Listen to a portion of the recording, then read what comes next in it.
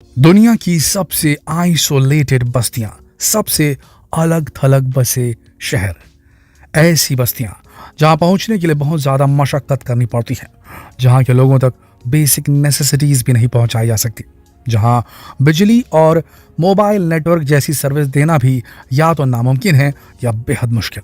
या तो यहाँ लोग रहते ही नहीं हैं या फिर आइसोलेशन में रहते हैं, अलगाव में रहते हैं, बाहरी दुनिया से बहुत दूर।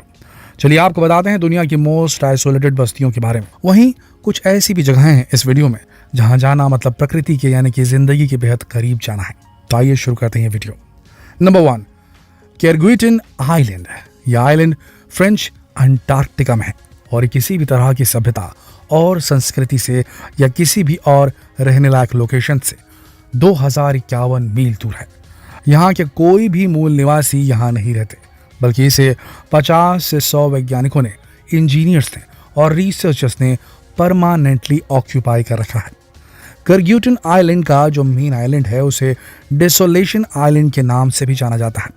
इसके चारों तरफ बहुत विशाल ग्लेशियर्स हैं। हर ग्लेशियर लगभग 100 मील तक फैला हुआ है और यहाँ के ग्लेशियर्स की सबसे ऊंची चोटी 6445 फीट ऊंची है। यहाँ केवल शिप्स की मदद से ही पहुंचा जा सकता है, लेकिन ये विजिटर्स के लिए बिल्कुल भी सूटेबल लोकेशन नहीं है। ये प्लेस इतना आइसोलेटेड है कि साल में केवल 4 बार ही शिप्स यहाँ तक आते और जाते हैं और यहाँ की एक विजिट का किराया भी 15,000 यूरो है, यानी कि लगभग 13,12,000 रुपए पर टिकट, एक बार आना या जाना। और जाने के बाद देखने को क्या मिलेगा? चारों तरफ पानी ही पानी, बर्फ जमा देने वाली ठंड और दूर दूर तक ना कोई गाड़ी, ना कोई इंसानी बस्तियां और ना ही कुछ और। Number 2, Siva oasis. दोस्तों, ओएसिस को विजिट करना वैसे तो लोगों को काफ़ी पसंद होता है, लेकिन इजिप्ट में स्थित इस सीवा ओएसिस को विजिट करने का मतलब पिकनिक मनाना बिल्कुल भी नहीं है। इसके सैकड़ों किलोमीटर दूर तक बस खाली सहारा रेगिस्तान ही फैला है। यहाँ पहुँचने के लिए या तो अपनी कार या किसी कार को हायर करना पड़ता है या कायरो से जाने वाला बस ट्रिप लेना पड़ता है, जो एक ओवरनाइट ट्रिप है। यह दुनिया के सबसे आइसोलेटेड प्लेसेस में से एक है। न यहाँ कोई सेलफोन सर्विस है, ना ही यहाँ अभी तक कोई इलेक्ट्रिसिटी थी। हाल ही में यहाँ इलेक्ट्रिसिटी को प्रोवाइड करने के लिए सोलर प्लांट एस्टैब्लिश किया गया था। इस प्लेस के आइसोलेटेड होने की वजह से आज तक भी यहाँ का बर्बर कल्चर या अनचेंज्ड है। नंबर 3, नेबिडा लेवारिया। यह जगह लोगों की पहुंच से बहुत दूर है, लेकिन इसे पूरी तरह खाली नहीं किया गया है। आज भी कुछ लोग यहाँ रहते हैं, लेकिन यहाँ रहने के लिए जो जगह बनाई हुई है यह हद से भी ज्यादा खतरनाक और असुरक्षित जगह पर है। यहाँ ज्यादातर पुरानी लेड और जिंक माइंस में काम करने वाले वर्कर्स रहते हैं। ये घर एक स्क्वायर शेप की अनोखी सी चट्टान के चारों तरफ बनाए गए हैं। यहाँ एक वर्कर्स रिक्रिएशन सेंटर है, एक हेल्थ क्लिनिक है और एडमिनिस्ट्रेशन ऑफिसेस हैं और एक चर्च भी है। सन 1910 में यहाँ लगभग 3,000 लोग रहा करते थे, लेकिन अब यहाँ लगभग 100 लोग ही रहते हैं। इसलिए रहने की जगह कम और एक घोस्ट टाउन ज्यादा लगती है। इसे देखकर लगता है जैसे एक हवा के झोंके से भी ये जगह ढहकर समंदर में समा जाएगी। नंबर 4, सैल्वे हट। दोस्तों, ये दुनिया की सबसे ऊंचाई पर बनी हुई हट है। ये स्विट्जरलैंड के जर्मैट के पास मैटरहॉर्न की नॉर्थ ईस्टर्न रिज पर है। ये माउंटेन हट जिस माउंटेन पर है वो एक ट्रायंगल शेप की खतरनाक चट्टान है, 4003 मीटर ऊंची। बर्फीली चट्टान पर बनी इस हट का मालिकाना हक स्विस एल्पाइन क्लब के पास है। यहाँ शायद ही कभी कोई रहने आया होगा। जब तक सवाल जीने मरने का ना हो तब तक यहाँ रहने के बारे में कोई सोच भी नहीं सकता। इसे सन 1917 में बनाया गया था। इसमें 10 लोगों के रहने का इंतजाम है और यहाँ एक वर्किंग रेडियो टेलीफोन भी है, जिसे 1976 में यहाँ इंस्टॉल किया गया था। वैसे ये हट इतनी आइसोलेटेड लोकेशन पर है कि यहाँ का टेलीफोन वर्किंग होना भी खुद में एक बहुत बड़ी बात है। माउंटेन क्लाइंबर्स को अगर कोई इमरजेंसी हो तो वो यहाँ आकर टेलीफोन का इस्तेमाल कर सकें, इसलिए यहाँ पर यह सुविधा है। इसका नाम सॉल्वे एक बेल्जियन केमिस्ट और इंडस्ट्रियलिस्ट अर्नेस्ट सॉल्वे के नाम पर पड़ा है। उन्होंने 1904 में इस हट के कंस्ट्रक्शन के लिए 20,000 फ्रैंक्स डोनेट किए थे। Number 5, the village of Krakow. Italy में लोकेटेड ये प्लेस आइसोलेटेड तो है ही, मगर साथ ही बहुत ज़्यादा डेंजरस भी है। पहले जो लोग यहाँ रहते थे उन्होंने इससे जुड़े खतरे को देखते हुए फाइनली इस जगह को हमेशा के लिए छोड़कर चले जाने का डिसीजन लिया था और आज ये जगह एक घोस्ट टाउन है।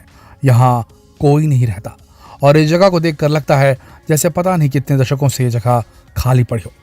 लेकिन आपको बता दें कि यहाँ 20th सेंचुरी के मिडिल तक भी लोग रहते थे सन 1963 तक यहाँ 1800 लोग बसते थे, लेकिन एक लैंडस्लाइड की वजह से यहाँ हालात बिगड़ गए। ये लैंडस्लाइड एक पाइप वर्क के फेल हो जाने के कारण हुई। ये पाइप वर्क एक सड़क बनाने के लिए किया जा रहा था, जो इस आइसोलेटेड लोकेशन को शहर से जोड़ने वाली थी, ताकि यहाँ के लोगों तक भी सुविधाएं पहुंचाई जा सकें। ये लैंडस्लाइड इतनी जानलेवा और डरावनी थी कि यहाँ रह रहे इंसानों को यहाँ से जाने के लिए मजबूर होना पड़ा। ये 1800 लोग एक वैली में शिफ्ट हो गए थे और आज इन लोगों की पॉपुलेशन घटकर 800 रह गई है।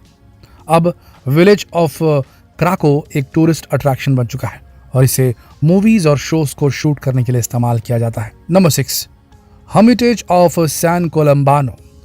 ये एक ऊंची खड़ी चट्टान के साइड में बहुत ही खतरनाक लोकेशन पर स्थित है और यही इसकी खासियत है। ये इटली में ट्रेम्बेलिनो में है। ये एक चट्टान के बीच में उकेरे गए किसी घर की तरह है। ये ग्राउंड से 120 मीटर की ऊंचाई पर है और इस घर के ऊपर भी चट्टानें कई मीटर की ऊंचाई तक जाती हैं। इस घर को ये ध्यान में रखकर बनाया गया था कि यहाँ कोई भी एक्सटर्नल नॉइस ना पहुंच सके। इसका नाम एक आयरिश संत कोलंबानो के नाम पर पड़ा है।